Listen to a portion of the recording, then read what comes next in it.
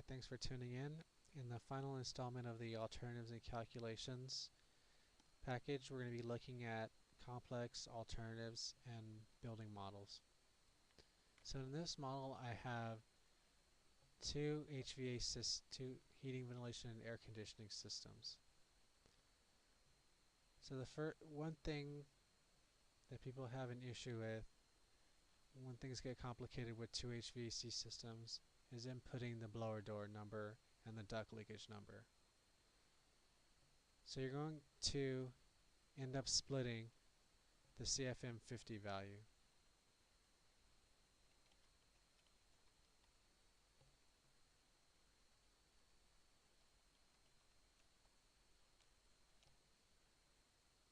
So whatever value you get for the whole house, you're going to put that into each of the HVAC systems CFM50.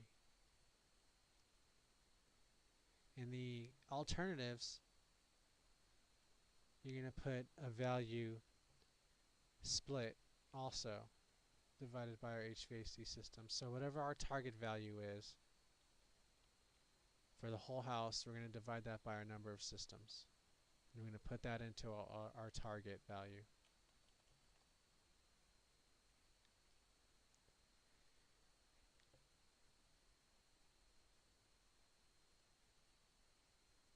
And our duct leakage number will be based on our systems.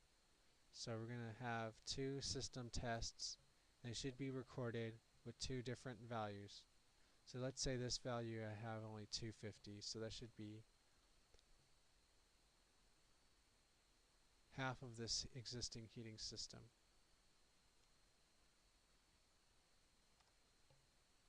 Well, let's change the outputs of each of our heating system as well, just to reflect a smaller system. Okay.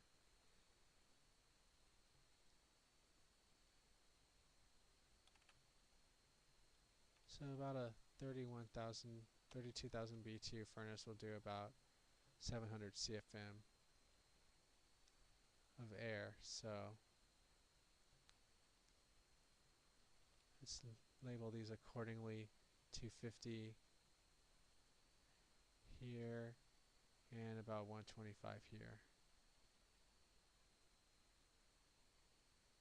So 250 for one system and 125 for the other. So here we have about 18% duct leakage.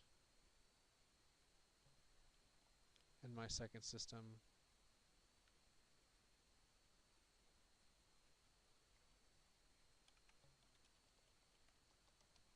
I have about 36% duct leakage, as we already have. Okay. In the alternatives, we're going to put in a target value based on the average. So if we tested out and we had two different leakage numbers, let's say one we had it at 11% and the other we had at 15%, we're going to average those two values. So our 11% average with our 15% gives us a 13% average duct leakage percentage. We're going to go ahead and put in 13% in our alternatives. So that's how we input two leakage values going to a target overall value of actually being tested out over the two systems, 13%. Okay, and same thing for duct insulation. If we have existing duct insulation both at R2 and we decide to do one at R6 and one at R8, we're going to average the duct insulation values over the whole system at R7.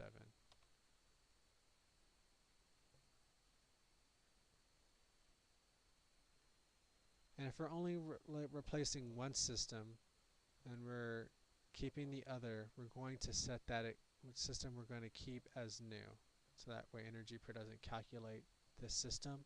But if we are replacing the duct system in that system, we will leave that as existing. But if we're not replacing it, we'll set that system to new and assign those existing conditions to the new section as well. Let's leave that as existing. Okay. Now let's look at different building envelopes.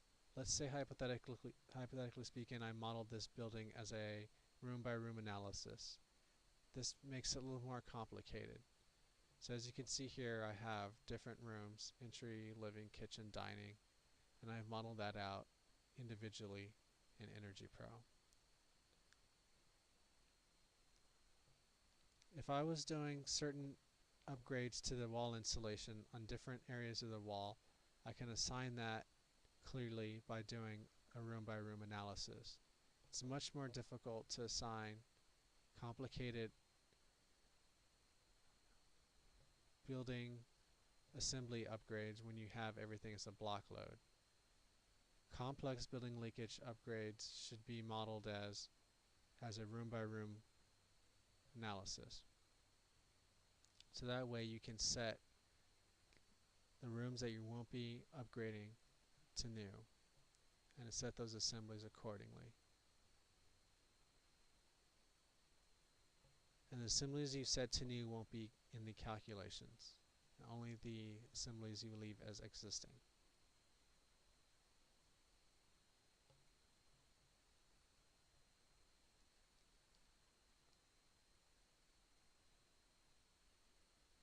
Same thing with roof insulation. If you're starting out with roof insulation and you're going to be doing a calculation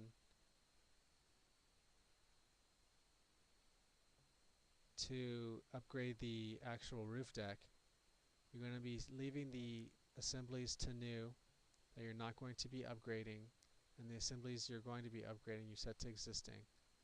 And if you're not going to be insulating the ceiling but just the roof deck, you're going to change this into a cathedral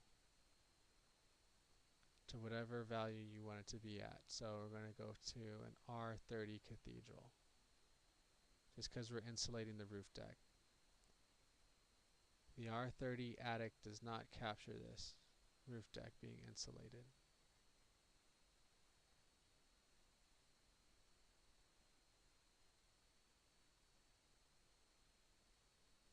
And again, if this is the only thing we're going to be insulating in the roof deck, but the rest we're going to be leaving, we want to set these to new.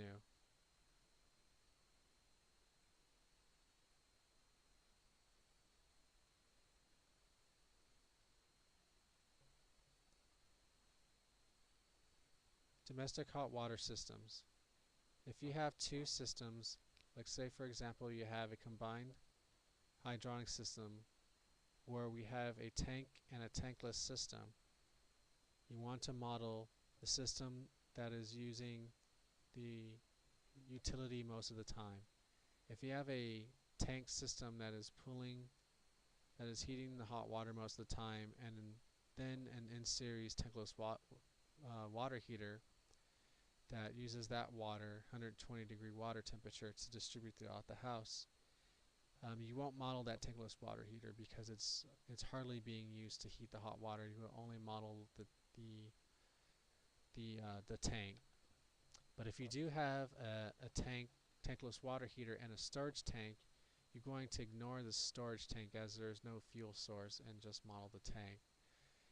If you have two storage water heaters, you're just going to have to model the averages of both of the efficiencies and the outputs and the actual volume.